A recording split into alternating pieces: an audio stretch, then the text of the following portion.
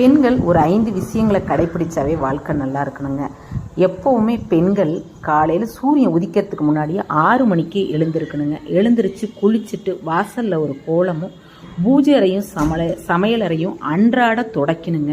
துடைச்சிட்டு நம்மளுடைய பூஜை அறையில் விளக்கேற்றி சமையலறையிலையும் நம்ம விளக்கேற்றி வழிபாடு பண்ணுறோம் அப்படின்னா நம்ம குடும்பம் நல்லா இருக்குங்க. அதே மாதிரி வீட்டில் பெண்கள் கண்ணீர் சிந்தக்கூடாது. கண்ணீர் சிந்தணும் அப்படின்னா அதுக்கு ஒரு அழிவு வரும்னு அர்த்தங்க. அதே மாதிரி பெண்கள் எப்போவுமே இந்த பொருள் இல்லை அந்த பொருள் இல்லை அப்படின்னு இல்லைன்ற வார்த்தையை உபயோகிக்கக்கூடாது. இது வேணும் அது வேணும் அப்படின்னு தான் நம்ம வீட்டில் சொல்லணும் ஒழிய இது இல்லை அது இல்லைன்னு சொல்லக்கூடாது. மந்திரம் சொல்கிற வாயால் யாரையும் அபத்தமான வார்த்தைகளை சொல்லி திட்டக்கூடாது. இப்படி திட்டுனா வீட்டில் மகாலட்சுமி கடாட்சம் கிடைக்காதுங்க நமக்கு. இதெல்லாம் நம்ம கடைப்பிடிச்சாவே நம்மளுடைய வாழ்க்கை